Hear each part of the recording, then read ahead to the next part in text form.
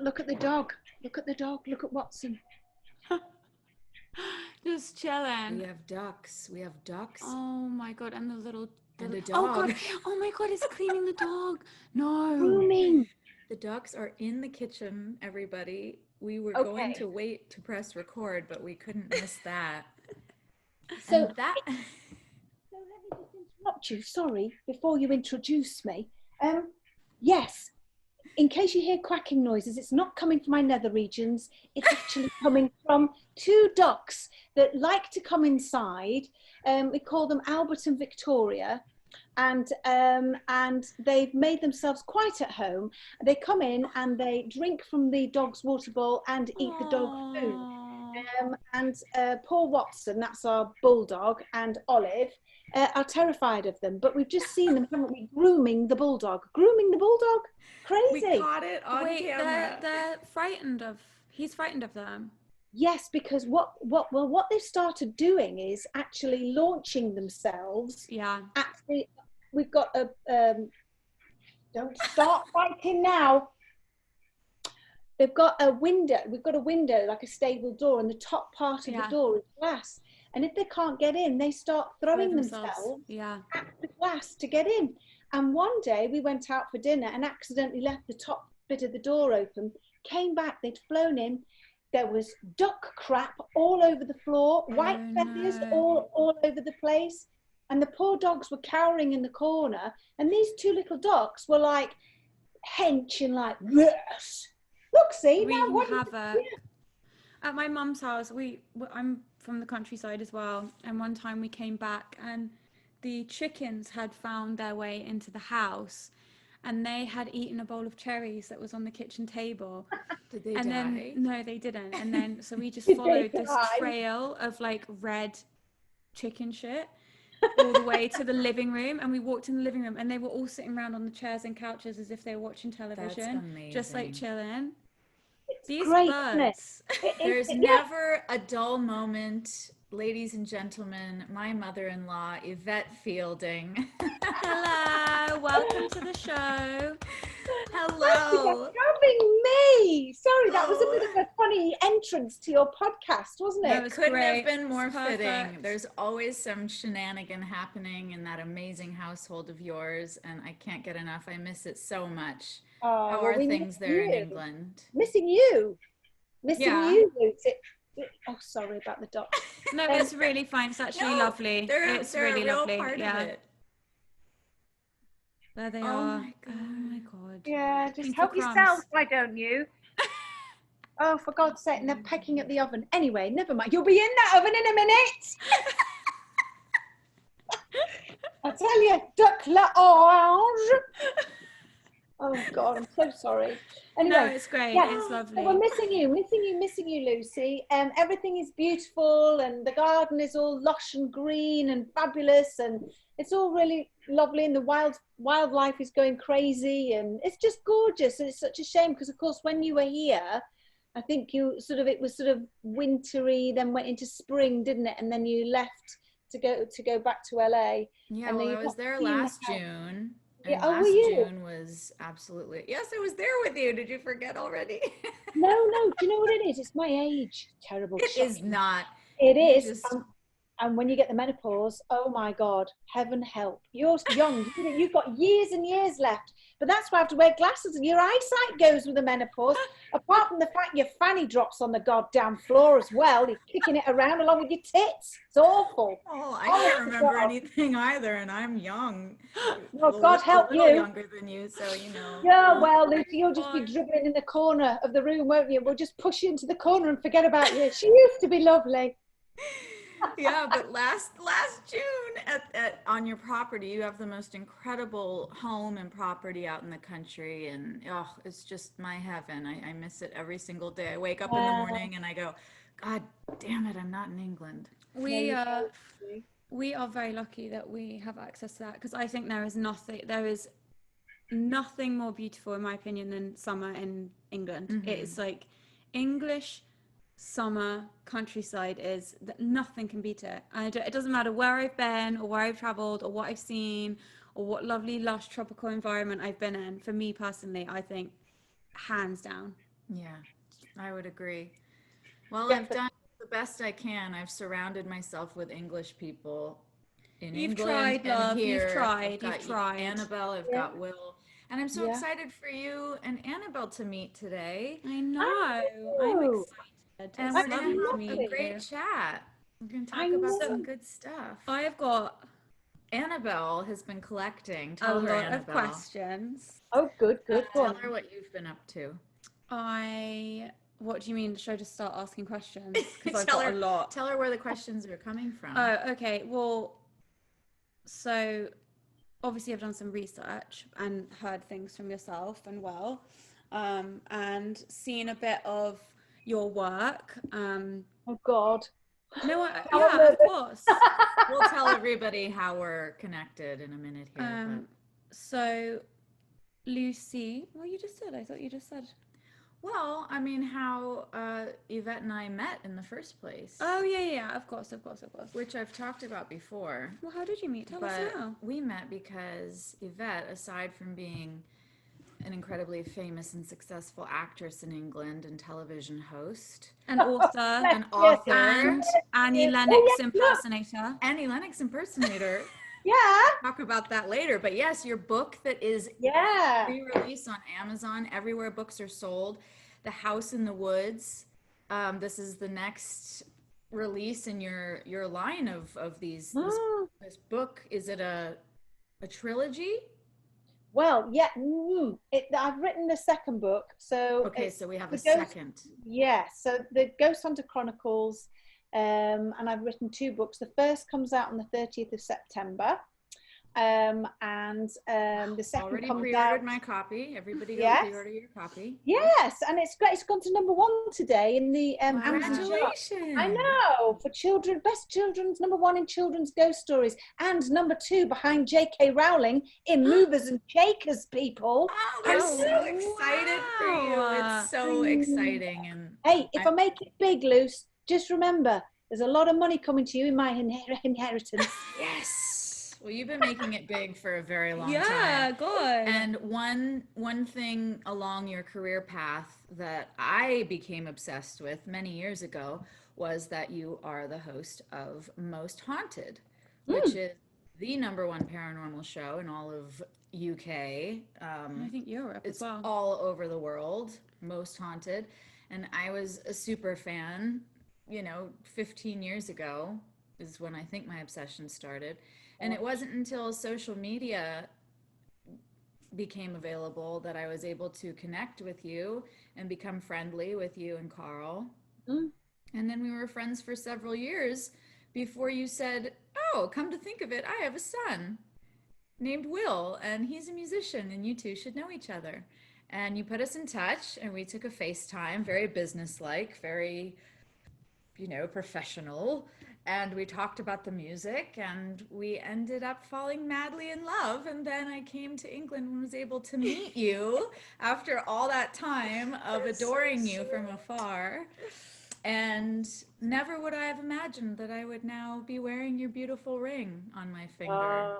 I What know. Which is beautiful what story. Will gave me when we got engaged. I have the smaller one. I see you have the sister ring on your hand. Yeah, that's William went straight for the big one. He went straight for the big one. Smart guy.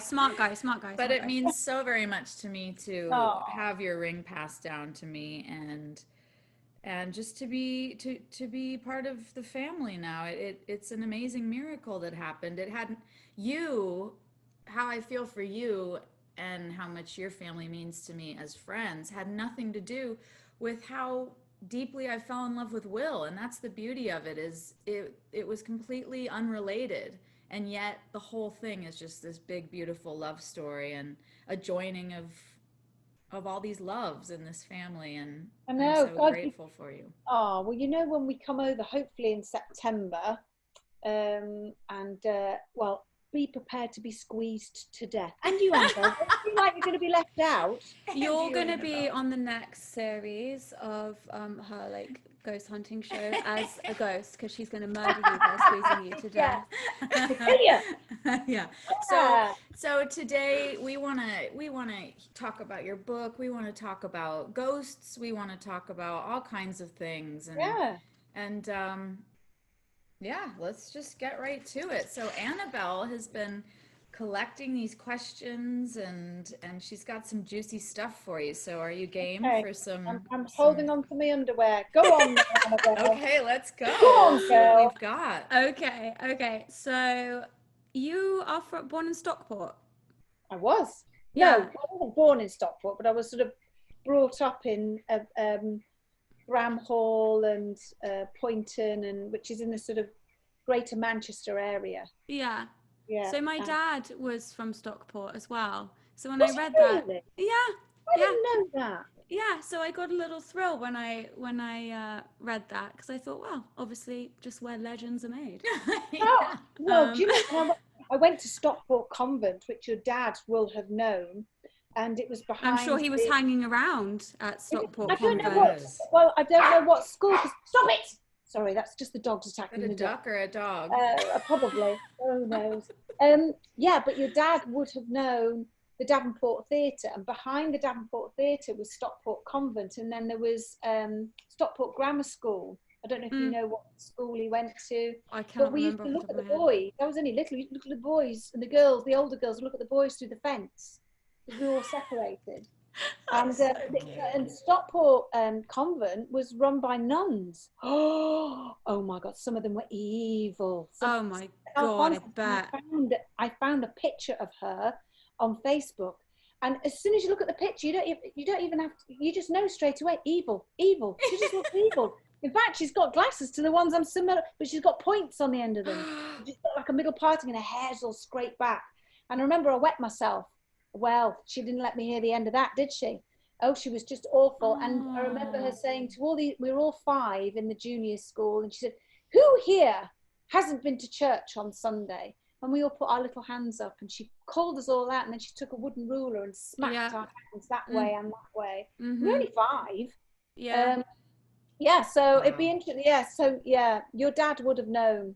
I'm sure he would have. I'm sure he would have. I mean, my aunties probably know. It's like when I hear you talk, it sounds like it kind of just like sounds like my family a little bit. It's really nice. Well, you're really posh, Annabel. What happened? Where did you move? I know. Yeah, Annabel, you're so posh. Well, I was raised in the South, and I went to just like private schools where everyone had a posh accent. So I guess that's just. You can tell, it's absolutely gorgeous. I'm loving it. At least you don't say Annabel, because I wouldn't. No, I don't. Will always makes fun of people, and he goes, I go to the gym, No, I don't. I say a lot, but I don't go. I'm not quite at the. It's the open vowels. Yeah, darling. It's wonderful. Yeah, like that's the accent I'm using. Oh, awful. Well, you've got a lovely accent, Annabel. Thank you. I like to think. Nice. It's not over the top. It's just I'd be very proud to say this is Annabel. She's from England. Instead, your children speak like pirates. I mean, Will and Mary sound like they're sailing the deep blue sea with peg legs. I know. They've got all sorts of strange accents going on, haven't they? I know. Well, I definitely get like a lot of shit from northern people for my accent. Like I get prejudged immediately, and I'm just like, well, I would never in a million years be like, you guys, I'm half northern, because I know they would just laugh me off of the what face is it, of the the earth, north-south line in England? They just like hate each other, and I don't know. I mean, I know why it is, but it's a conversation for a whole nother day. But it's just, I'm always like ready to get attacked. You're just jealous. People that have a go of your accent, Annabel, are just jealous because you've got a beautiful voice. And I'm not just saying, no, you genuinely have. There, I would tell you, Lucy would know. I would actually say, God, Annabel, I think your accent stinks, but it doesn't. It's really nice, and I think a lot of people that have a go, or they're just ignorant and stupid. I think it's judging. I think the same for the South as well. I think that there's a lot of judgment towards the North that I just think is so unnecessary. And actually, I think there are things socially and just kind of like in the familial sense, so many things about the North are so much nicer than the South. I think that the way that people treat each other is nicer. I think the communication is nicer. I think people are more friendly. You know, I think the South could learn a few things from the North, personally. See, I married a Southerner, so Carl okay. is down south. So you can't pick a side. No, I can't pick a side at all. No. But yeah, I do know what you're talking about. There is this, not in all cases, but in a lot of cases, you know, oh, you're from up north, are you? You got your whippet, black cab. Oh, shut up. Yeah. Oh, heck. All of that. You can take a bath. Yeah. Do you hear me saying oh, heck? Do you? No. You know what's funny? You do a lot of different accents on your podcast, which we also have to talk about. I love how Lucy, daughter-in-law, likes to plug and get things. She's the professional, isn't she? Plugging and she's media trained within an inch of her life, this one. You're always writing those little plays for your podcast, which I got to be a part of one time, and it was so funny. I remember watching that on your Instagram stories and thinking... because I was like, oh god, she's going to meet the family, because I didn't know you that well at that point yet, but I thought, oh fucking hell, she's like met this guy's family already, and you guys were all sitting around and just howling, laughing, and I thought, this is great, this is going to be a success. The Anytime podcast, correct? Yeah. Oh, lovely. The Anytime podcast is hilarious, and Yvette does tons of different accents on there. Well, it's very rude. Listen to that.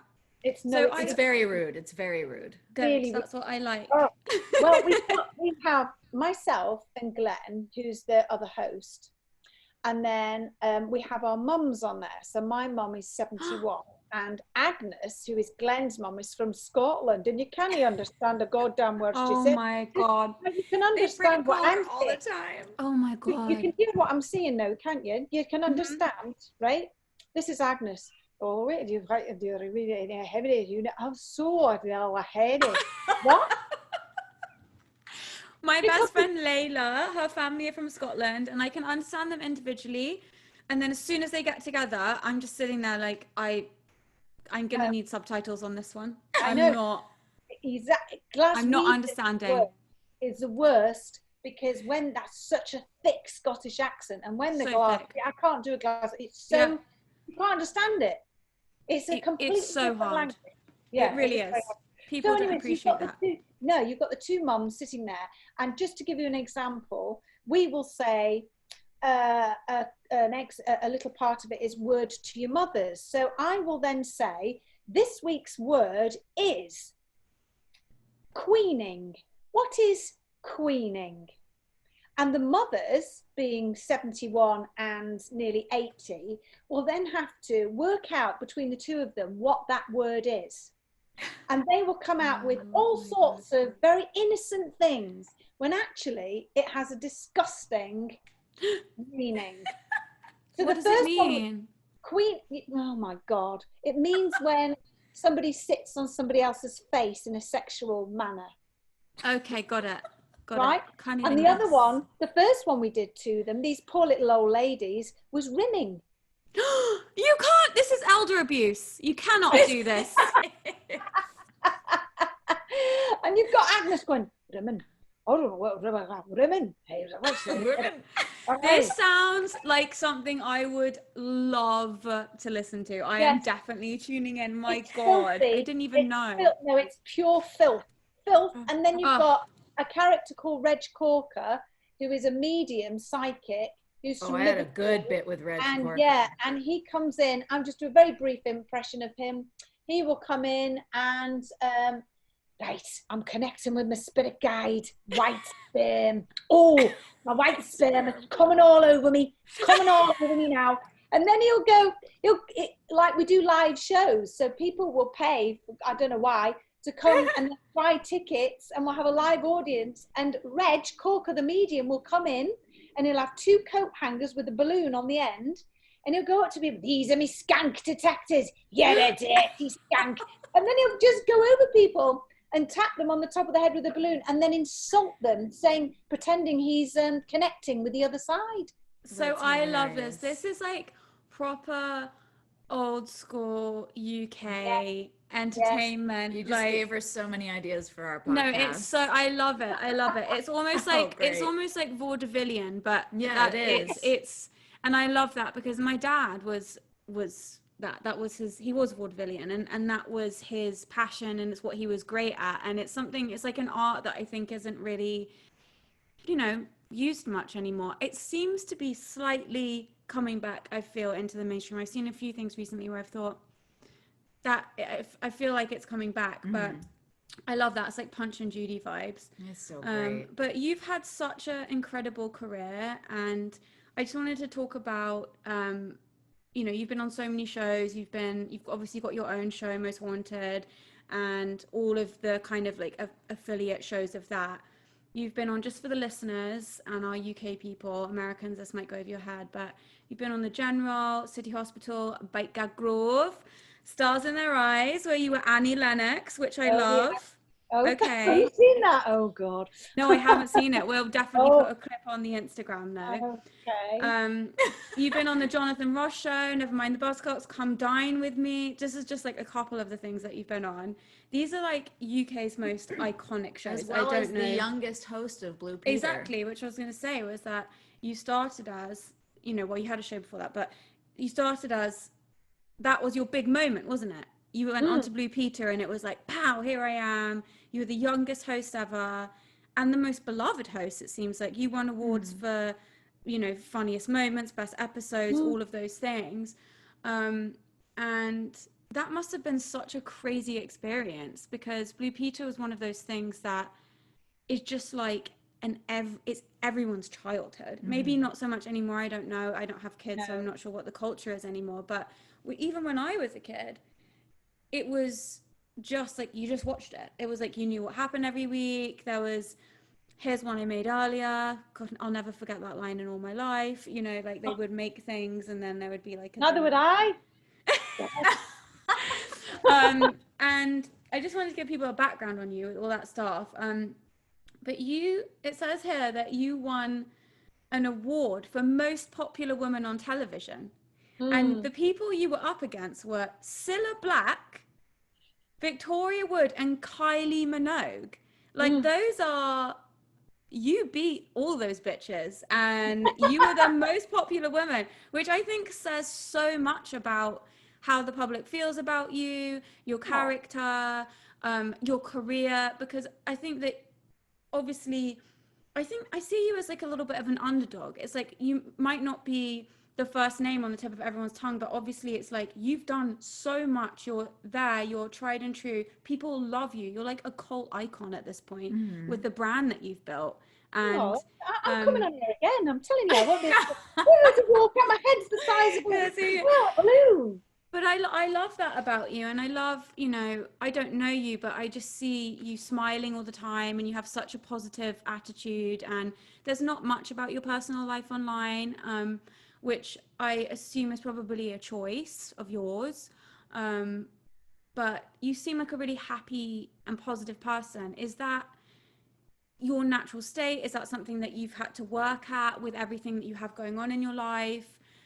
All I can glean from you really is that you're happy and that you're really madly in love with your husband from a personal perspective. Do you know what I mean? Yeah, that would, yes, you've hit the nail right on the head. I think, do you know what?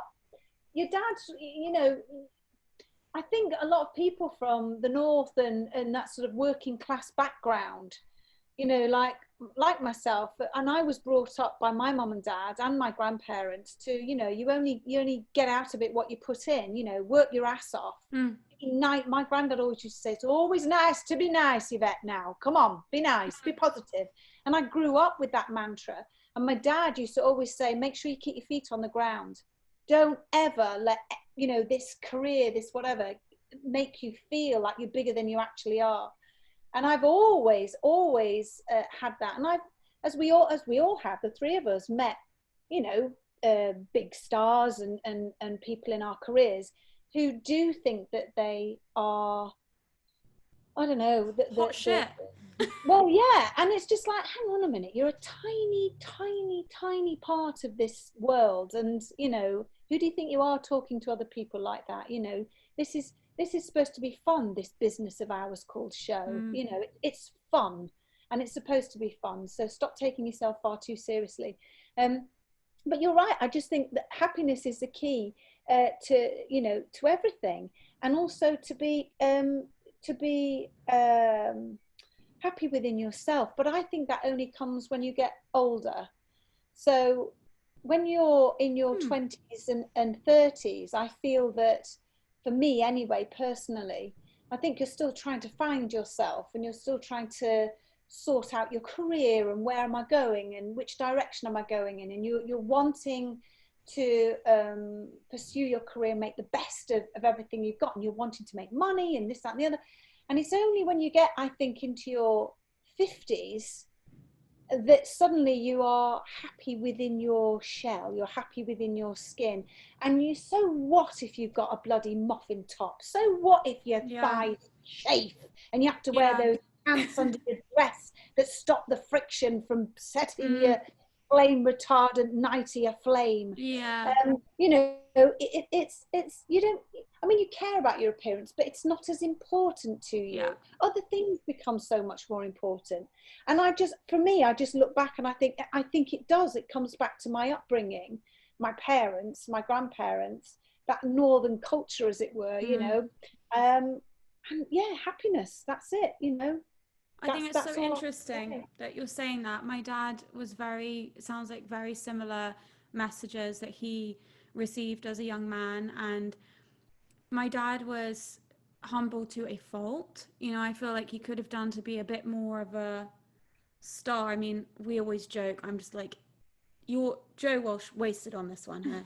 I'm just like, I feel like my dad was so like not rock starry. I feel like your dad's like mega rock star. My dad's super rock star. And my dad just wasn't. Like, he was so humble. He got everything from the fucking Goodwill thrift store, like from the charity shop. Wow. All his clothes. He had like. I mean, my dad grew up poor, but once he hit it, he's he like, went I'm for here. it. Yeah, he was like, my dad never did. Shit. Never flew first class. Yeah. I remember when we were cleaning out his house after he died. He went to Vegas one time for a show or whatever to perform. And he bought a bottle of Cristal for the group. And this is a really, do you know, champagne is stupid, ridiculous, like $600 for a bottle. Yeah, she's got 10 in her kitchen. And he bought this bottle of Cristal for the group. And it was like the most expensive drink he'd ever bought, or like thing he'd ever bought. And he kept the box. I found it in his bedroom. Like, he was so humble. All of his clothes, his furniture, everything, never traveled first class. I never, not one time, saw even a glimmer of a look at a fan, or I don't have time for you, or any of that. He knew that he had the life he had as a result of these people, these fans, these people gave him and me, and that was drilled into me as well. You be nice to them, you are polite, you smile, and you have manners, because these people have given you your life.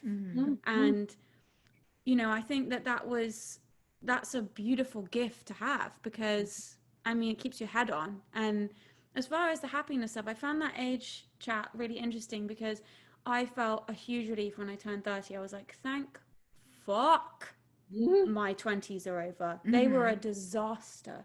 They were a nightmare. And I think nobody really prepares people in their 20s for how hard they're going to be and what a shit show they're going to be. It's like you're straddled between your childhood and your adult life, and for the whole time you are stuck between the two places. And then in your 30s you go into this next phase.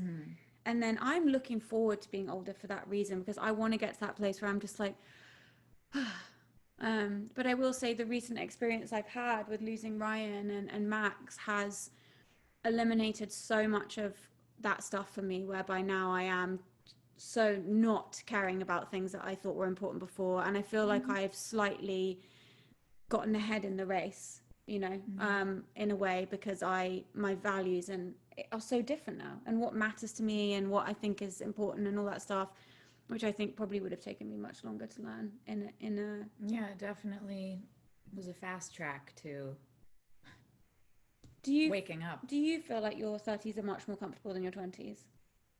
I did not become comfortable until about a year ago, when you came into my life, Yvette. The last couple years for me, as the listeners know, has been very tumultuous, and it's been a near-death experience with having the stalker, which was my wake-up call. Yours was losing Max and Ryan, and that was a near-death experience for you because you were almost in that car with them. And you are in that car in your heart. And so you went through the loss. And it reset everything for you. Yeah. And it happened to me when the stalker showed up at my door and was trying to get in with weapons, and I was home alone and I could see the doorknob turning. So those kinds of things in our life really wake us up and make us go. And they shape you. They shape. Yeah, absolutely. And when you get to, God, you've got years and years yet before you get to where I'm at. But my God, it's like everything goes in circles. So they say, don't they, every 7 years you change. So your taste change, your taste in music, your taste in food, everything. It goes around into, and it happens again. You know, when you get to your 50s, all of a sudden, especially to women, you know, we change again. And it is and especially, you ladies don't know yet, but wait till you hit that goddamn menopause. And this is another thing, is that there's not enough on this. There is not enough information about what women and men go through in their 50s. You imagine, you've been married for so many years, and then all of a sudden the husband looks at the wife and goes, oh my God, she's gone batshit crazy. She's crying all the time. She's depressed. She's screaming at me for no reason. I don't know what the hell I've done wrong. So they divorce. They split up. And it's because of this horrendous menopause thing that's gone. I mean, fortunately, all I can say, I won't go on about it, but HRT ladies, and don't, HRT, fecking marvellous. What's HRT? Marvelous. So it's hormone replacement therapy. Oh, got it. Yeah. So anyway, you've got years for that. So, but come back to me when you're 50 odd, and I've got false teeth in. Yes, got some false teeth in. Yvette, Annabel, what you're saying, yes, you completely were transformed through losing Max and Ryan. I've had transformative things happen, and Yvette, what I hear you saying is that as you get older, you just move deeper and deeper into gratitude. Yes, is really what it is.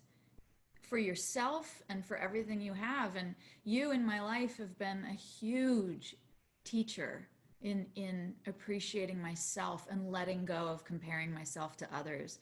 You are the most beautiful woman to me because you're free within yourself, and you share that with other people. And that's what Annabel said so beautifully. You are so at peace and so grateful for you and everything you have created in yourself, that you are then such a light in the room for everyone around you. And that's, darling. Oh, that's lovely. I'm actually feeling up. So. I'm actually getting emotional as you're talking to me. Stop it, woman. Okay. Well, we won't make it. We'll move on. But, so Most Haunted is after Blue Peter. Would you say that Most Haunted was your like big comeback? You're just like, fucking hell, I'm back, and I'm like, yeah, it was crazy. Yeah, how did that journey happen? It was bizarre. It was just an idea that Carl and I had, and we put all our life savings into the pilot program. We paid for it all ourselves. We got our friends to film it. And we never thought we did a pilot show, but I don't know what it was. I now believe it was spiritual. I now believe that it was something from another realm that was pushing us to do this, because it was bizarre. I've never felt, it was like, honest to God, like somebody was behind us. Keep going. I mean, I remember both of us in tears because we were worrying. We thought, oh my God, we can't pay the mortgage. We've sunk all our money into this program. And then it took 6 months, and every meeting we went to, pitch meetings, no, this will never work. No, we don't want it. No. And it was purely a friend of a friend who took it.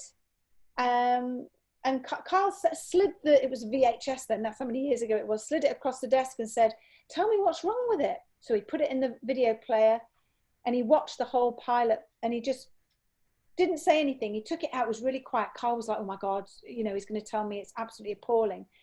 And he passed the video cassette back to Carl and said, I want 16 episodes. And I remember Carl ringing me, Wow. and I remember falling to my knees, crying. But the reason why I remember falling to my knees was I was picking up Mary's Lego bricks, and I actually went down and banged my knee on the Lego brick. But with the pain, but I was pleasure and pain. Yeah. I was like, oh my God, this is amazing. We can have the most amazing Christmas. And it was a fantastic time. And we made this series, and we enjoyed doing the series. Sorry, it's a dog. Enjoyed doing the series, and never in a million years did we expect the show to go on as it did. And how many seasons has it been now? I can't remember. It's 20 odd. 20, it's like 21 25? years. Yeah. 21 years, 22 and on years. Most Haunted, you go into supposedly, or you've heard or read, or historical haunted locations. And what do you do in there? Well, I can tell this part. I'm you can go ahead, Luce. You describe. Here's the thing that I love about Most Haunted, and I'm very snooty about ghost shows. Yeah, you are. Yeah, I grew up seeing paranormal things, and so there's so many just horrible shows that are. I agree with that. As somebody that grows up with that energy around them, and knowing and understanding that there is more out there than what we see in like 3D. When I see stuff that misrepresents that, or people that misrepresent that, when you see people faking I just think, you're just really ruining this for all the rest of us. Exactly. And it makes me very angry that people do that. But anyway, when I came across Most Haunted, it was different. And the thing I really liked about the show is that they go to the most incredible locations. They go to castles, prisons, regular houses, pieces of land. You've done outdoor episodes, all kinds of things. And they take with them a really interesting group of people. They've always got a historian with them. Okay. They've got a medium sometimes. They've got a skeptic. They have somebody who's thinking about the science behind things. They have an EVP expert, which is a recording of a spirit voice. Electronic voice phenomenon. Thank you. They've captured many electronic voice phenomenons. And they really give you a great hour of the history of the place. They do a walk around in the light, and they talk about different reported happenings. And then they go into darkness overnight, and they see what they can capture on camera. And sometimes they'll do seances, sometimes they'll do Ouija boards, sometimes they'll get the tapping that happens that I have now been fortunate enough to witness with you, Yvette, many times, several times now. And then they let you make up your own mind. They're not trying to prove, they're not trying to make you feel any way about it. They're just exploring. And they've always claimed to be just that. They're paranormal investigators and explorers, and they're not shoving it down your throat. They're just showing you what we found. Well, that sounds like something people would love who listen to this show. I want to know how you came to it. So this is what I'm saying. That's why I believe it was a spiritual thing. So is it 21, 22 years ago, Carl and I were at home, and a colleague of ours, who was a cameraman, was dropping off a part of a car, like a dog gate inside a car that you put in your boot. And because we had the same cars. And he knocked on the door and he said, "I just thought you might like this because I'm getting rid of my car. Come in, have a cup of tea." So we came in and we were chatting about work and everything. And he said, he said, "We've had a fabulous weekend." He said, "We've just come back from this place called Michelin Priory in East Sussex. Wow, what a location. And it's a fantastic venue, but the owners are trying to get a lot of publicity, So if we know anybody within our circles that wants to do any publicity or film there or anything, he's up for it. He's up for you to use the location." Oh, fantastic. And as he was leaving, he said, "I forgot." He said, "And it's haunted." He said, "Apparently there's it's something like the 10th most haunted location in the world or in the UK, I can't remember now. And it's got like 13 ghosts. And Carl and I sort of looked at each other, and he went, and then Carl looked at me and he said, would you spend the night in a haunted house? And I'd watched Blair Witch like a month before. And I said, well, I said, I'd be bloody terrified. I said, but yeah, we could do it. I said, what if we got those night vision cameras? And then it clicked. And we sat up all night and we kept writing out all the ideas. And the bed was, I remember, covered in paper. And the initial title was the shittest title of a TV. What was it? Yvette's Haunting Truths. I mean, how crap is that? That should be the name of your autobiography. It should be. No, that's called Here's One I Screamed Earlier. Yeah. Oh So, my God. So that's how it came. So that's how it came about. Yeah, and that and really is. Yeah, like you were guided to something. Yes, you know, it's so interesting. Exactly. And I truly believe that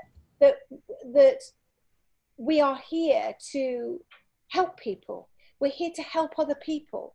Now, you know, however that may be, but I think if we just carry on in our lives, going about our business, going to work, doing this, that, the other, I think that's so sad. I think if we can somehow help people, no matter how small that gesture may be, it has a knock-on domino effect. It's the butterfly effect. Even if I mean, I went up to a woman randomly. She was sat in the doctor's surgery and I'd just bought some flowers for myself. And she looked so sad. And I just went up to her and I said, I want you to have these flowers. Aww. Well, her face lit up.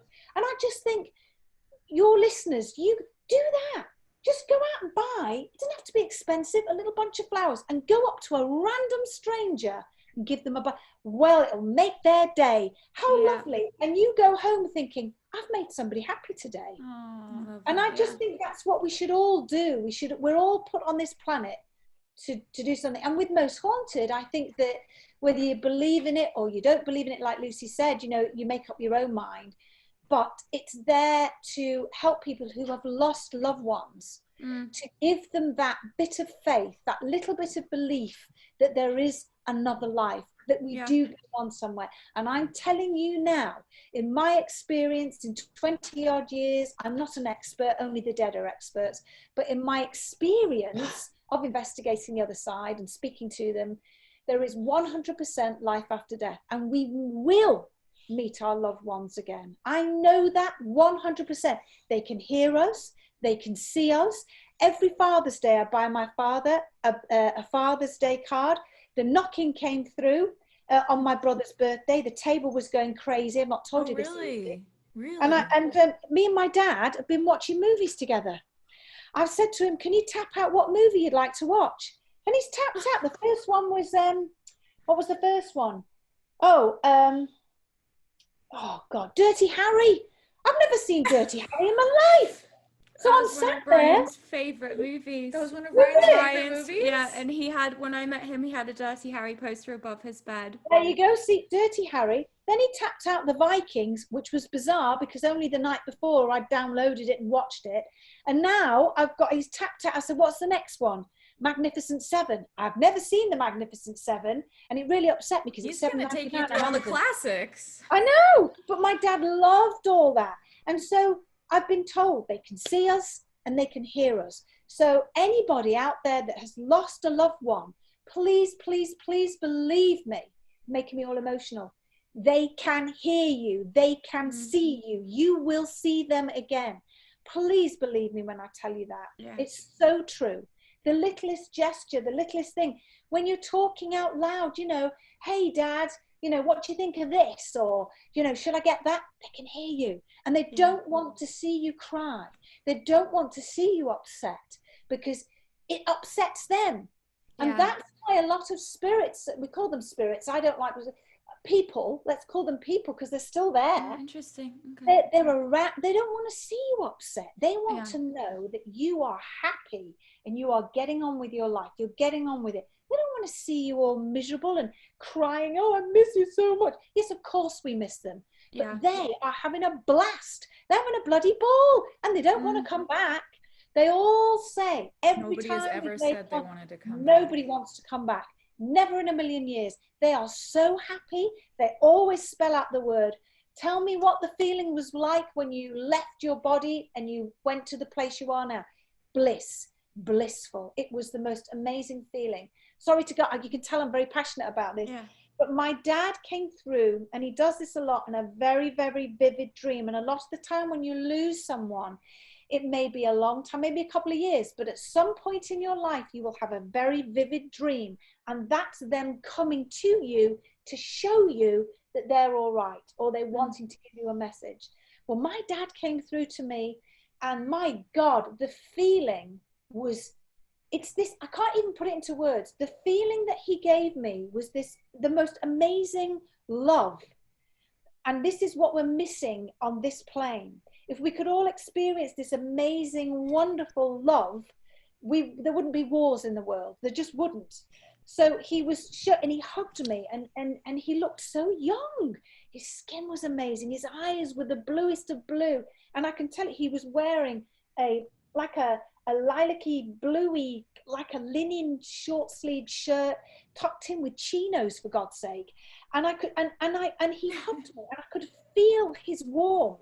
And I was crying, and I woke up with tears streaming down my face because I knew it was real, and I knew that he'd come to see me and to show me that he's so happy. And then he showed me a couple of other times me flying through the windscreen of a car, and he showed me this feeling and what it was like to die in that moment. And oh my God, the feeling was the most, again, this, I can't describe it. It was this wonderful sensation of absolute pure love and like belonging. And I didn't want to go back. I did not want to go back.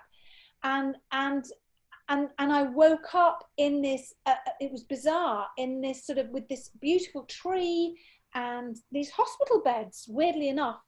And I was told that when people go over very quickly and traumatically, this is the spirits telling me that the human soul comes out of the body before impact.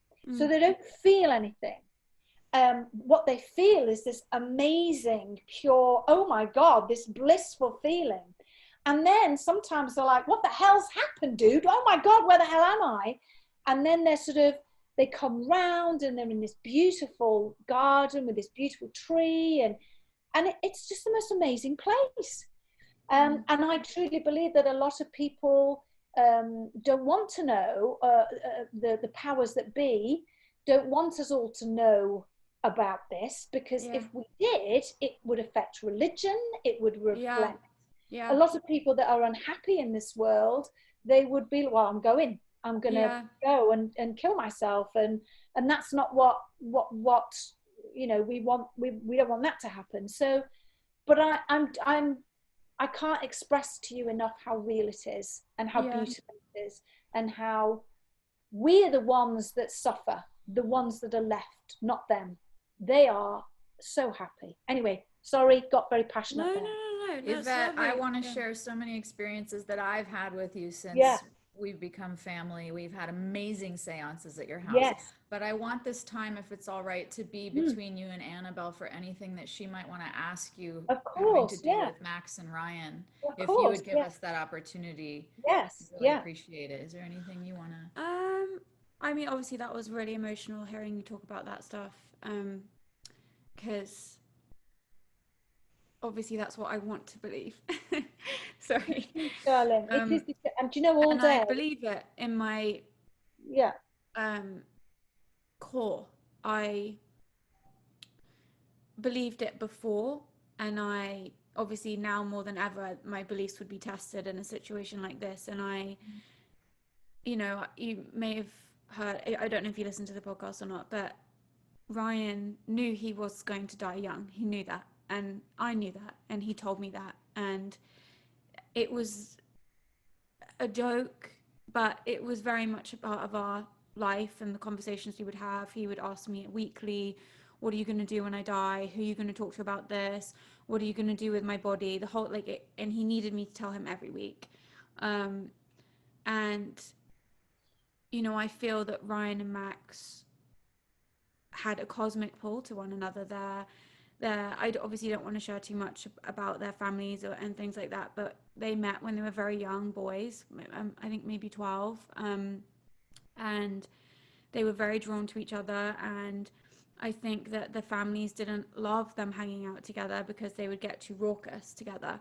And they had so many times in their life where they would come together and it would be explosive and then would go apart, and they were just drawn to each other again and again. They could not be kept from one another.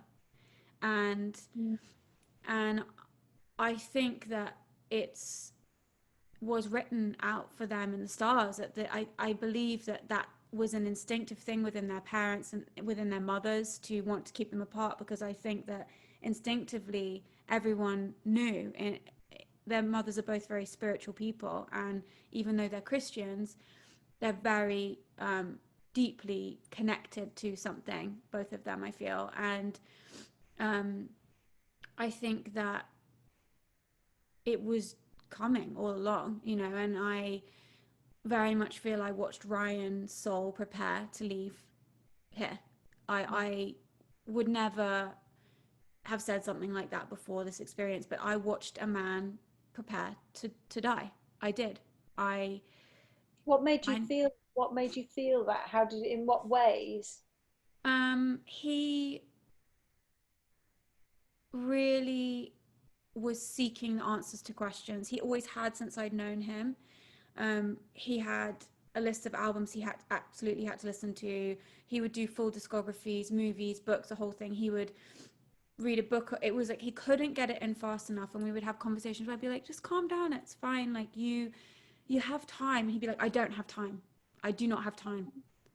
And he would get frustrated by it, and he would work from the moment he was living 110% from the moment his eyes opened to the moment he fell asleep, and he could not fit enough in. And as far as him preparing, his soul preparing, he had become very calm, very peaceful. He was becoming much more spiritual. He was very becoming very always been very materialistic. And he would look at his watches and say, you know, I look at this now and I don't feel anything for it. It doesn't make me feel anything. I don't want any of these things anymore. He got rid of a lot of his personal possessions. We were getting rid of the car that they died in. We were going to be getting rid of that the following week. He was reading all of this spiritual stuff about being in the moment, being here now. He would practice dying.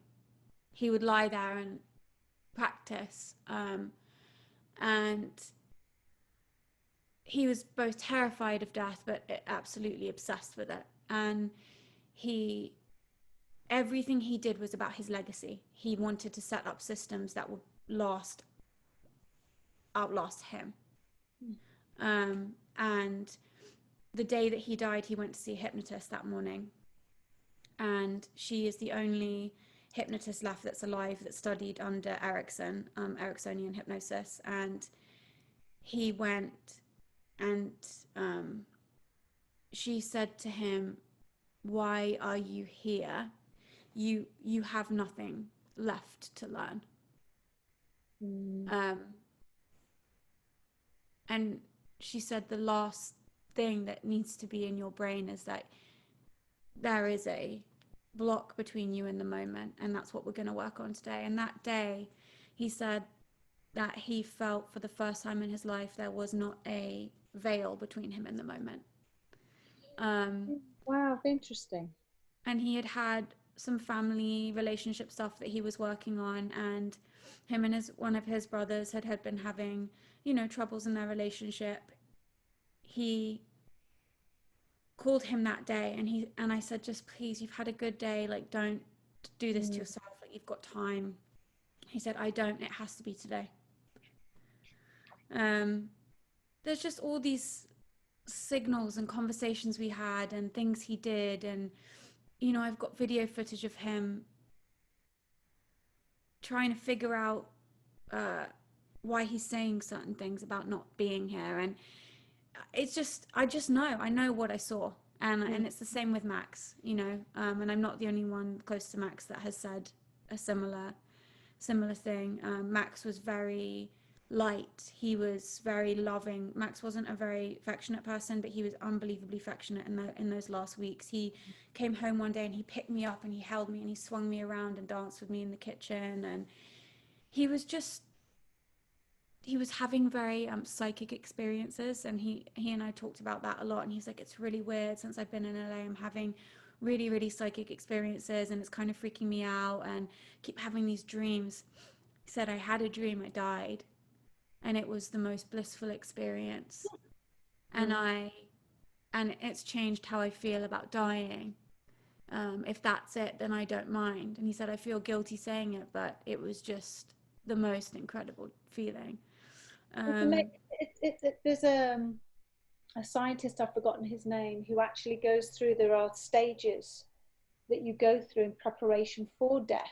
And some of the things that you've mentioned are those stages. Wow. That you're sometimes consciously, sometimes unconsciously aware of actually doing. And it's only like yourself, your loved ones afterwards will say, I can't believe that they actually did that. A lot of people will get their affairs in order. They'll go through photograph albums and they'll go through, oh, do you remember with this, that, and the other? They're trying to get everything in order, but because they just have this feeling that something's coming to an end. I mean, it sounds to me definitely that they both knew each other in another life. I do believe in reincarnation. I've had that confirmed from the other side, that it's, but you choose, you're not forced, you choose to come back. And it sounds to me like obviously they have known each other in previous lives, and I think I get the impression that Ryan was an old soul, that he was, you know, a very old soul that has lived many, many times and has a certain amount. It's almost like within each life he has a job to do, and within that, when he's done that job, it's time for him to move on to the next plane or whatever. And so that, I think that's what's happened. And maybe within that, in his lifetime, when he's done whatever, maybe it's not just one thing he has to do, but lots of different things. It can be a kind word, a kind gesture, or a bit of advice to somebody, or to just influence, come into your life, both your lives. And I don't know, something in, even subconsciously, that makes you a better person. That was his mantra in life, was leave everybody better than you find them. Leave every situation better than you find them. Everyone he met, what do you want to do? What's your dream? Let's do it. Let's start right now. And he would, and that's what he did for people. And my mum says that she believes that he was an angel that was sent to me, and obviously everyone that knew him, of course. But I think I would love to talk to you obviously more about this, but I don't want to, you know, bore everyone with my shit. But I think certainly not boring. No, it's not boring at all. I just find it interesting that that you're saying that about the preparations, because that's absolutely, you know, what I saw. I saw it with my dad as well. My dad was completely disorganized, fractured person in every imaginable way. And before he died, for the first time, his 14 horses were all in one place.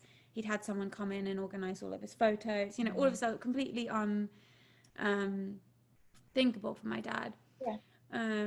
But psychically as well, a lot of people will have something will happen where they'll have strange dreams, or someone, you know, about someone that's passed over, or you know, oh, I saw my sister, she was standing in the room. That happens an awful lot.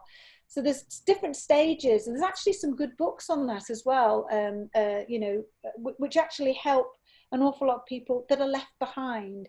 But I've just been helping a friend of mine, who, her nephew, who was in prison, allegedly killed himself in his cell. And of course, she was very, very close to her nephew, and has been, as you would be, bereft absolutely bereft. Not only did she want to know what had gone on, because it all didn't seem to fit together, the stories that the officials were telling her, so she wanted to dig into it. So she was grieving and wanted to get to the bottom of it all. So she came over and we did a little session, and sure enough, he came through, and she was able to ask him lots of questions. Wow. And he came through and he tapped out various words and sentences. But the main thing that he said to her was, stop. Don't continue down this path of going to court and finding out what's gone on. Stop it. And she said, you know, did you kill yourself? And he said, no. So there was more to it. Wow. But he was saying to her, I don't want you to pursue it. Yeah. The reason being is, and he actually tapped out, you'll make yourself ill. Yeah. We didn't want that for her. So she was crying and saying, but I miss you. And he was then saying, please don't cry for me. I am so happy. Please stop. And this is the thing. This is what I keep trying to tell people, is that it's so hard because we miss the physical being. Yeah. You know, and it's like, you know, William married to beautiful Lucy, my beautiful son, who I saw, you know, an awful lot, is now gone. I can't hug him. I can't, you know, I'm fortunate because at least we have the technical thing of FaceTime. But my God, if we didn't have FaceTime, you know, before all this technical stuff, these people emigrating, they're going, oh, you don't actually see your loved ones. They were gone. So it was a kind of a grief then, not so much now, of course, because of the technical side of things, but they're there. Yeah, I feel that very much so. The morning, I don't know if Lucy had ever mentioned this or whatever, anyway, but I've said it a bunch of times. I was with Yvette when they died. The morning. She's the one that I was with when you let me know. And that morning I couldn't sleep. I was feeling really anxious in my sleep, and I woke up at about 4 something in the morning. I laid in bed for a while, and then I went downstairs, and as I was walking down the stairs, I knew. I just knew. It's amazing that. And I knew that they were gone from here. I could feel it with every fiber of my being. And I think that I liken it in my mind slightly to, you know, when an animal knows it's going to die, it takes itself off into the woods. I think it's as uncomplicated as that. I think we like to be really clever as people, and we like to really think there's all these big reasons for things, and it's like, a conspiracy, you're making it up. It's like, an animal knows it's unwell, it takes itself off into the woods to die. Why would we be any different? I really do sort of see it like that, as far as the soul's preparing and all of that kind of thing. But I was wondering if you would mind, I did a couple of question and answer things on our Instagram for our show, and I was wondering if you would mind answering some of the questions from our listeners, just about the process, basically. And I have them here. Let me just pull them up. And I basically just asked the listeners if they could ask you anything, a paranormal investigator, what would they ask you? And so let me just look at these quickly. Some of them were really good, and also they were questions that I had. These are all yours, don't lie. Okay, these are all mine, which I'm shoehorning into that of our listeners. And then we'll let you take your tea and get off to bed, but not until you answer these fantastically gorgeous questions. Okay, so a lot of people asked if this gift that you have is something that you feel you were born with and had since childhood, or do you think it's something people can learn? Good question. For me, I didn't. Some people are born with it. I think we all have the capability of being able to be in communication with the other side. It's whether we want to or not. I've been told by the other side, meditation is the way forward. And if you want to open up, if you want to communicate with the other side, You must meditate. And I've discovered that trying to do it before you go to sleep at night, or when you can't sleep at night, trying it in bed, it doesn't work. You've got to take yourself off in the afternoon, and you've got to meditate. And it's a very hard thing to do, meditation, I think, to be still. We spend so much of our lives transmitting, talking, transmitting. We don't sit there and receive. And I think that's it's an art to try to be still. So that's what I've been told from the other side. Meditate. So I've been trying to do that. And the more that I've been sort of doing these investigations over the years, I sort of liken people like myself, sort of like little dynamos that sort of ignite these little sort of bits of electricity. The more you do it, the more energy you put into it, the more brighter it shines, and so you become more attractive to the other side. And that's why I believe this knocking phenomena, whenever myself and Carl are together, more so when we're together, that's when we have great communication with the other side. So I have more of a relationship now with my dad than I did when I did when he was alive. But he is alive, but I just can't see him. It's crazy. So the fact that I sit down and watch movies with the man, you know, and I can feel a presence, but he's chosen the bloody film, which is amazing. And a lot of people would say, would you know, put me, so this woman's completely crazy, and I'm not expecting people to believe me, but I know what's what, and I'm very happy with it. And you know, and I'm not preaching. I'm just saying this is my experience and in my opinion. So you do have the capability to be able to talk to the other side. Anybody can do it. I think the more energy, the more time you put into it is what you get out of it. And when you go on an investigation, you know, you can have a room full of people that really believe and want things to happen, and it only takes one person to come into the room that thinks it's a load of crap, and the energy just dies, and that's it. No communication whatsoever.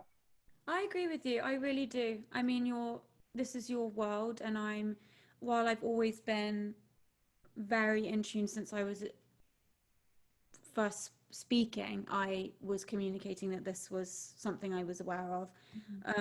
It's always been a part of my life. I agree that the more you do it, the more you're open to it. I think it's the law. Again, like with it not being complicated about the animal going off into the woods, I think it's a very simple law that we apply to everything else in our lives. But you know, when it comes to something spiritual or that isn't material and we can't put our hands on, we kind of, all of the laws of the universe go out the window. But I see it as the law of attraction, and I think that it totally is something you can grow.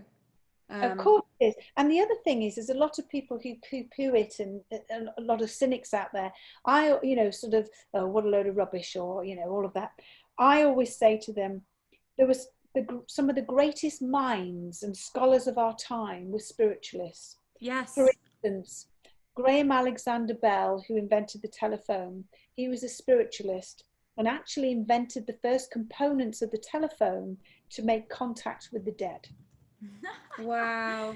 John Logie Baird, who invented the television, was also a spiritualist, and the first components of the television were made to communicate with the dead. Albert Einstein, one of our greatest minds in our history, has said that energy cannot die.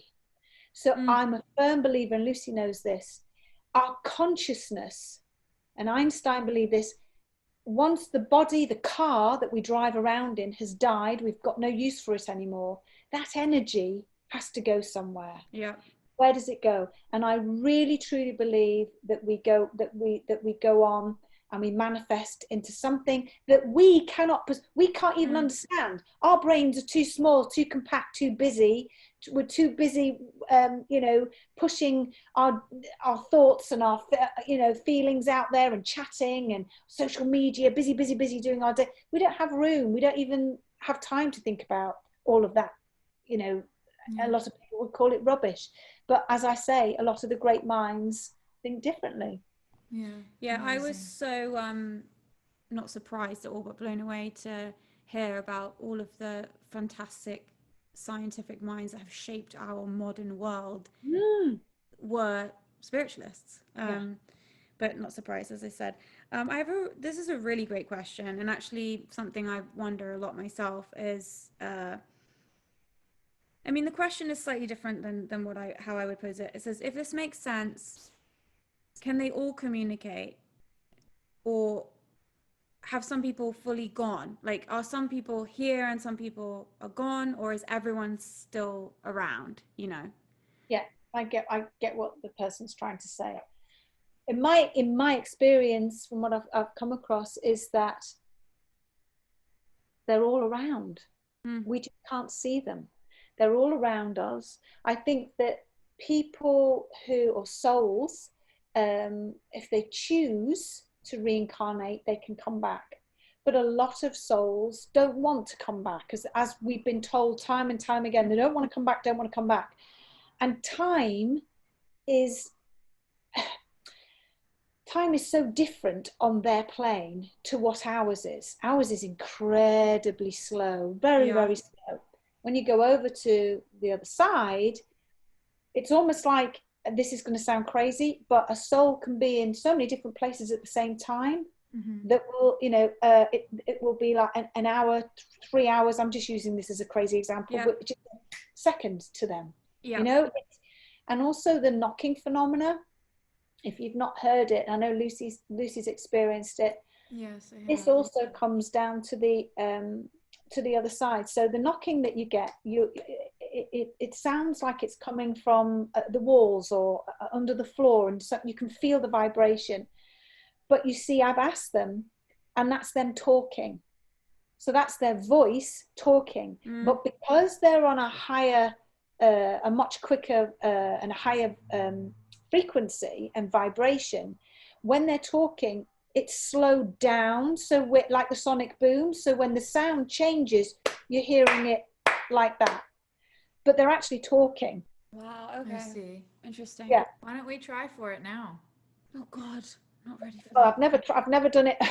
I've never done it on a Zoom. My body's not ready. I think we need to prepare for that one. Just panicked me to death. That's so interesting about it being the talking. Wow. Yeah, I've asked them, and I've said, are you talking? And also, when you've been with me, and we've had them singing, and they'll tap out the syllables to a song, and you sing along with me. At our engagement dinner that you threw for us at your home in the gorgeous dining room, that is how many years old? Oh God, that room, it dates back to the 1400s. The 1400s. The so we're all foundations, sitting around this massive wooden table, literally lifted off the floor. I saw it with my own eyes. Everything on it was all the water was going everywhere. The glasses were shaking. Everything was jittering on the table. They were singing with us. We were singing, and they were going along in the beat to the song. It was the most incredible night. And they told us so many beautiful things about how Will and I being introduced was from the spirit world as well. Absolutely, and that had all been put together by the other side, and none of it was a coincidence. They told us there is no such thing as coincidence. No, that's right. I believe that so strongly. And then when we went in your shed and had the seance right after Max and Ryan died, actually, and right after my grandfather died, and the knocking came up through the floor, that was incredible. And then Ryan said, am I okay to say what he said? Yeah, he said, please do. He said, I'm sorry, didn't he, to you?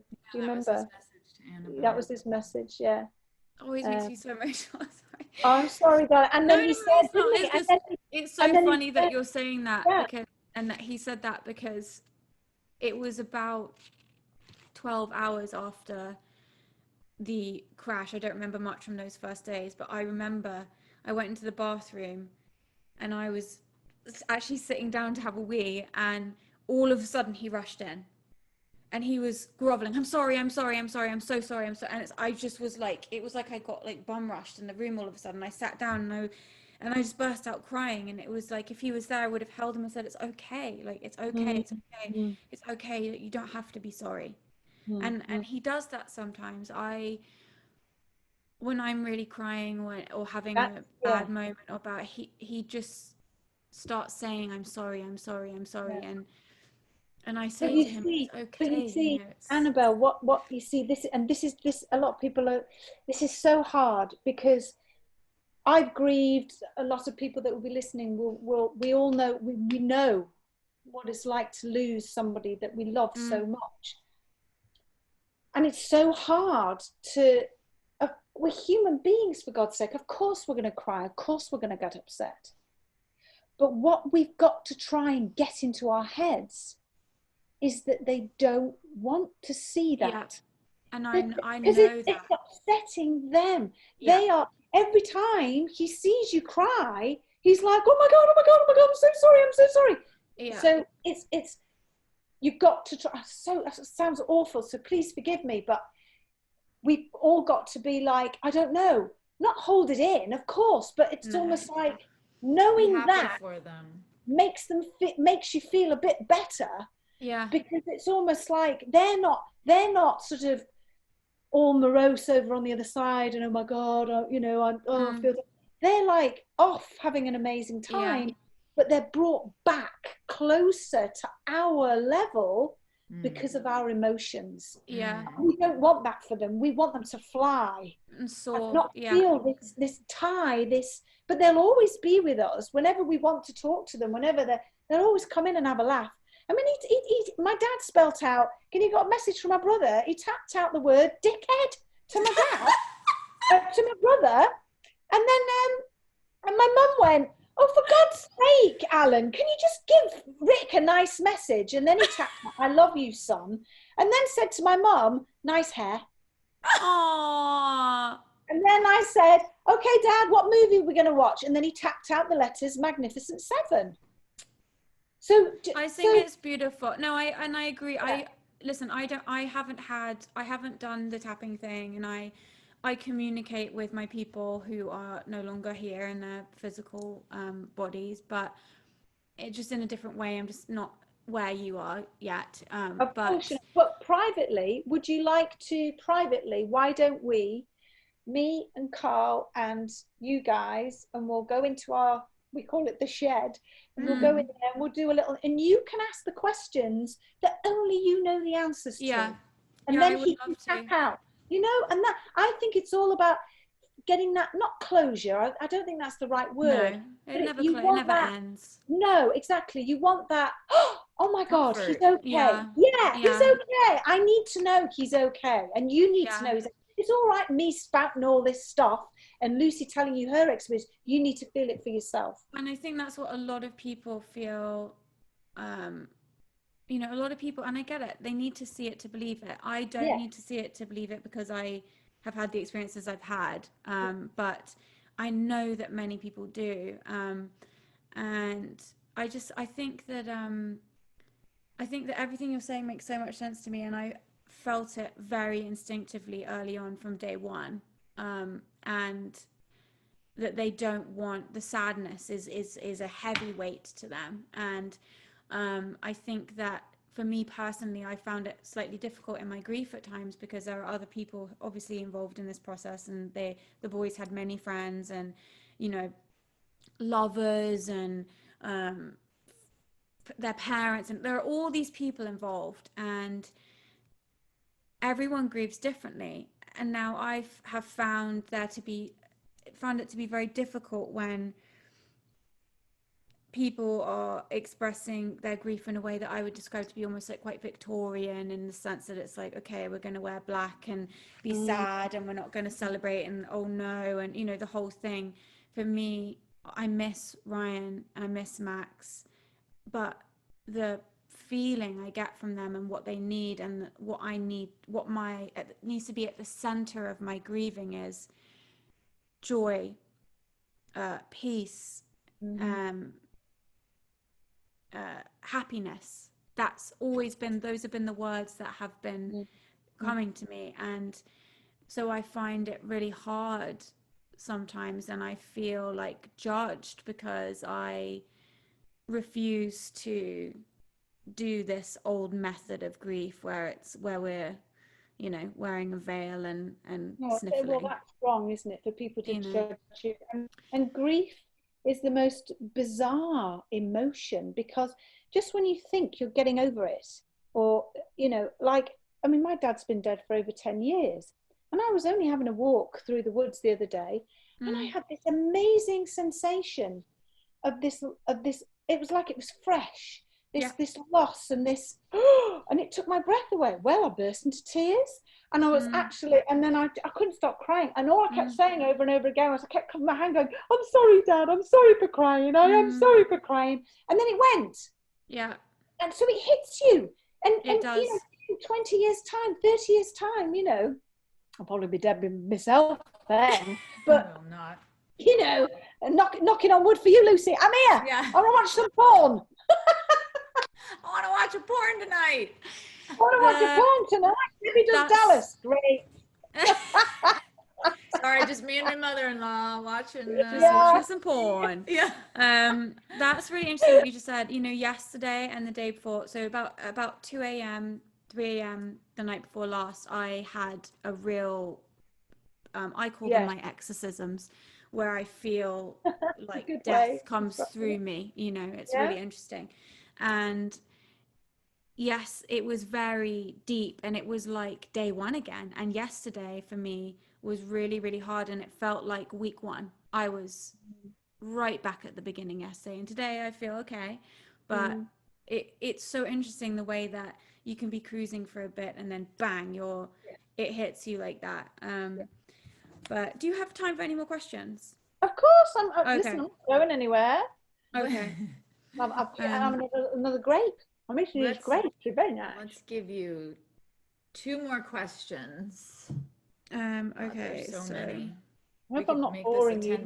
No, this is so fascinating. It's so fascinating to talk to somebody that actually it really is, Yvette. has had the experience. You've communicated with thousands of spirits, and you've seen death from every angle, every aspect, and it's so, you help people so much, which you know. And okay, this is an interesting question. Can anyone show up from the other side, or is it only the person you're contacting? And I think this is interesting because I can imagine mischievous people coming through, or maybe people on the other side don't want to chat, they're not ready, or you're not ready, or, you know, what does that happen? How do you handle it? That happened to us in the shed, Yvette, with my grandfather. Yeah. I'll let you answer, but just to say quickly, we were asking for my grandfather, who had died a couple weeks before, and he was too weak to communicate, and instead somebody else started tapping out a message on the cell phone, where we use the keypad to use the letter that they want us to type out. And it was my other grandfather, my dad's real dad, who had died in a plane crash, and his message to us was, "Don't fly, ha ha." I know. And he was being so mischievous that night, and he wasn't who we were expecting to come through at all. Does a stranger ever come through, though? I think is more maybe what. Yes. And how do you handle it?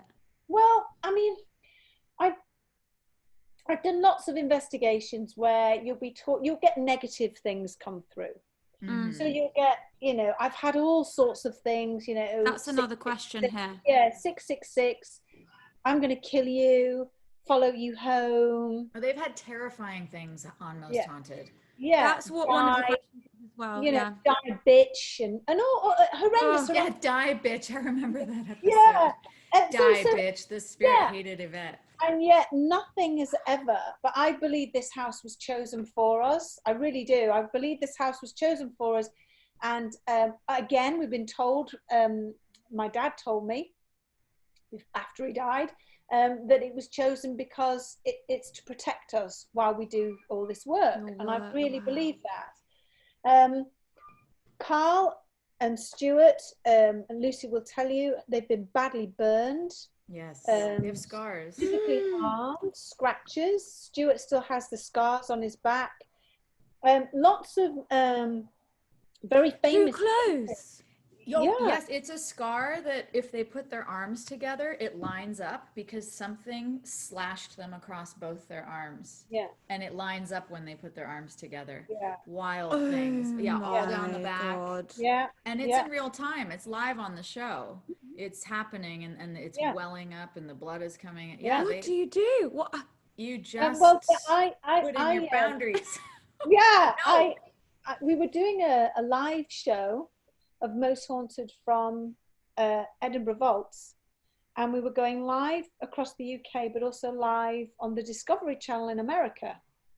And it was the most bizarre thing because Carl and Stuart, there was a stone circle, and many people, it's open to the public, this place, many people that had gone down into these vaults were complaining of being scratched and hurt. And we thought, oh my God, that's bizarre. And the people that run it said, whatever you do, don't stand in the center of the circle and start swearing or be disrespectful, because apparently it was a witch's circle. So Carl and Stuart, being Carl and Stuart, decided to be disrespectful to try and get us some sort of reaction. And I'm saying, don't be stupid. What are you doing that for? Men. They're saying, because you want a reaction.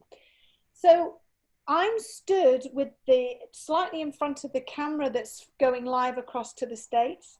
There's cameras all around that are also taking the feed. Stuart stands in the center of the circle and screams. He's got a leather jacket on and he's going, my back, it's burning, Yvette, help me. So I grabbed his leather jacket, pulled it off, and through his white t-shirt on camera, going live to America, you start to see the blood coming through the white t-shirt. Rip the t-shirt off him, and there's 3 huge scratches from the top of his right shoulder right down across his back to the top of his left buttock. And he was in absolute agony. The blood was coming out. Then Carl screams. 3 scratches on the back of his neck drew blood. The sound guy screamed, and he had a huge cut from on the side of his leg, from the middle of his calf, but on right down to his ankle, so deep that you could see the bone. He had to go to accident and emergency to get it sewed up, and this was all live on air. So and what gets me is so some of the famous cases, for instance, The Exorcist, the film, it wasn't a little girl, it was a little boy. And in that particular case, the church noticed that these scratches were coming up, and big welts and burn marks were coming up, but they were spelling words out on the child's torso. And also similar things. For instance, Hollywood has made The Exorcism of Emily Rose. That's also, it's not the child in that wasn't Emily Rose, as far as I can remember, but it was based on a real case. Similar situation, scratch marks, burns, and so on. And a lot of these famous cases throughout time actually talk about burn marks, scratches, and those are normally more of the demonic, more of the negative side, and it's negative energy that's coming through, and it's really aggressive. And that's the reason why I bring this up, is because we were just talking about the people, different entities coming through. Yes, of course they can come through. It was at the first I'd heard about this scratching, but I'd never actually seen it for myself with my own eyes. And you said earlier on, Annabel, seeing is believing. Well, bugger me, I saw that and I burst into tears. I could not get my shit together on live TV. I couldn't stop crying, and I resigned. I said to the channel, that's it, I'm not doing any more. I said, we are delving into something that we have no knowledge of whatsoever. Even science doesn't understand this, so I'm out of here, forget it. And we sat up all night in the hotel room going over and over and over it. I was too frightened to sleep. I couldn't sleep for weeks. It was making me ill. And I resigned. Anyway, eventually, the channel and Carl and the other team members said, please, let's continue. Let's, and I don't know what it was, but something inside went, no, you've got to carry on. Is that why you stopped? Is that why you announced in, was it 2010, that you didn't want to do this anymore? Yeah, I'd had enough. I was becoming ill in my own home because I couldn't sleep, because I was so frightened of the things that I was seeing and hearing your own name being whispered close to you. Oh my God. I mean, you know, and then I started having nightmares, very, very bad nightmares. where I'd wake up and think something was in the room, and I'd be I had night terrors, and it was awful. And it was only weirdly enough, when a scientist explained to me what was happening. And a lot of children get night terrors, and it is where the right temporal lobe in the brain becomes so active that you can open your eyes and it will play out images like a dream, but you actually are. It's in the room. It's everything has changed, so it's so real to you. It's a nightmare you can't wake up from. And so this was happening to me an awful lot. And it was when I spent a lot of time with this particular scientist, I actually thought, okay, fine, there's a logical reason for this. Let's calm down. So I calmed down, and then I just got the bit between my teeth and thought, right, fuck them. Fuck you, you nasty bastards. You're not going to beat me. So then I carried on. And then I got very brave, and I really got the bit between my teeth. And then we stopped filming for a while, and then I went back to being a scaredy cat again, because I've had a break. I had a break from it. And then I was like, oh my God, we're back into it again. And I was like, oh my God, I'm so frightened again, you know? Do you tell them to bugger off when you can feel them coming in? Oh yeah, people She uninvited. constantly does. She's on the show. Yeah. Oh, fuck off! Don't you dare come near me! Yeah, exactly. So funny. Yeah. So you know, I've only ever had one really negative experience like that, and it was when I was at boarding school. The girls thought we were all into our little witchy poo things and whatever, and our spells and crystals and spirituality, and we were young at this point, maybe 11, 12. And some of the girls thought that it would be really funny if we did seance and a Ouija board. And so we did that. And I was on the outer circle. I didn't sit down at the board. I just wanted to be there. And there was probably 8 of us. And they became obsessed with it. They were doing it every break time. They would meet and do this Ouija board because they were getting results. So they were jacked up on it. And at first we were like, oh, one of you's moving the board, one of you's moving the board, whatever. There was another girl called Annabel. And it spelled out Annabel, and it was like, which one? It wasn't me. If you leave, I'm gonna hurt you. And we were like, oh, fuck off, who's doing this, blah blah blah, I'll break your legs. Well, one of the girls fell down the stairs, broke her legs that week.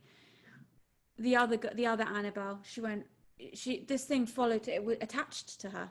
She became ill, really really ill, and it was so bad. We got so scared. There was one day where it wouldn't let us leave the room. And I was like, fuck it, I'm leaving. I'm not even in this thing, and I'm going. And I remember I went and I told one of the teachers that I felt would understand. And he came in and broke the thing up. And the girls never did it again after that point. But everyone was so freaked out. One girl fell down the stairs, broke her legs. You know, this other poor girl was completely traumatized for months and months and months, became terribly thin and self-harming and all these things. And we could all feel this thing hanging around. So we decided to get rid of it. And we went and we read and tried to figure out how to get rid of this fucking thing. And we did that. But that was the only experience I've ever had where it was like that thing where it scared me to I wasn't even doing the thing. And I was beside myself watching my friends get hurt physically. I mean, that's a horrific experience. I mean, the thing is, like I said, there are no such things as experts at this. There aren't. Only the dead are. And the thing is, there's so much we don't understand. We don't understand we don't even know why we're here. No. A lot of, if you are spiritual like me, there is a reason to us being here. What is that reason? And we don't know why we're here. We don't even know what else the universe holds for us. And so, who the hell knows how it all works, and who's going to come through? And all I know is that as in life, as in death, if you're a nasty bastard in this life, you don't change and become angelic when you go over there. You're still going to be nasty. And so there are, as there is light, there is dark. So if you do any paranormal investigating, in the future, any of your listeners do, you know, you've got to be careful. I mean, I always do a little prayer. I have my little protection necklace. Put your boundaries in when you begin. Yeah, exactly. And I know that I have protection on the other side. I know that I have my father. I know that I've got other relatives that are, you know, I always imagine them when I'm really frightened. I always imagine them standing around with sort of, come on then, you know, all linking arms and, you know, and that makes me braver, thinking, well, you know, they're not going to let anything harm me. And would you say that's how you anchor yourself, with knowing that you've got protection, knowing that you say your prayer and get yourself grounded and centered before? Okay. Absolutely, definitely. We don't know any answers, so all we can do is podcast. We're trying to figure it out. Exactly. We're just trying to figure it out. So I think the last question I would want to ask, which would be really nice one for the listeners, I think we try and really focus on helping people, like you were saying earlier. It's why I come on here every week and humiliate myself. We make fools of ourselves in the hopes that it'll help somebody else. I've seen some of the remarks, and you girls are doing an amazing job. That's what it's about, isn't it? Helping other people. It really is. That's what we're here for, you know? Yeah, we are. Okay, so the final question of the evening is... And I think this could speak for a lot of different things, but specifically to this situation, is when you went down this path of becoming spiritualist and having these experiences and really putting yourself out there on television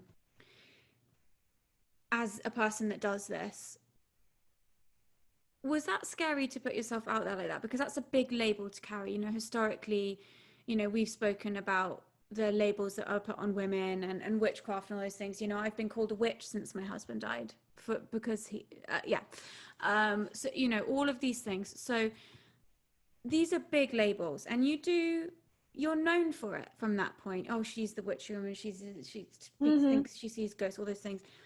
How do you sort of come out as somebody who has this as a part of their life, and how would you handle judgment, or how would you recommend people sort of go about coming out as this type of person with this type of interests and abilities, and how would you navigate people's reactions, negative judgments, and, you know, do you have any advice from that perspective? Well, I don't really think about it, to be honest. I just think I'm so happy in my skin and so happy being me that I think if you don't like what I do, then sod you. That's, you know, you're entitled to your opinion, and I respect that. But I mean, I've had death threats and awful things said to me. I mean, even on television, I've had, you know, chat show hosts, actually, one on a big TV show in the UK, when there was a break and, you know, we were all having a drink of water, you know, break from taping. The host, or one of the guests, not the host, or was it the host? Well, it was the host. He actually turned around to me and he says, I think what you do is really stupid. And action. And I'm like, oh my God, this is the host of the show has just said this to me. And I found that absolutely appalling. And then one of my mum's next door neighbours, who's religious, I went to drop off a Christmas card, and he opened the door and he said something along the same lines. Oh, you're her, are you? I think what you do is absolutely disgusting, and slammed the door in my face. I was like, okay. I had a phase where if there was somebody from the church, they would walk out the room. Oh my God. Yeah, so I've had lots of negative, but it didn't get to me because I just thought, no, I know what I'm doing is right, and it suits me, and I'm happy in my skin. And if you don't like what I do, then that's your problem, and that's it. So stand your ground.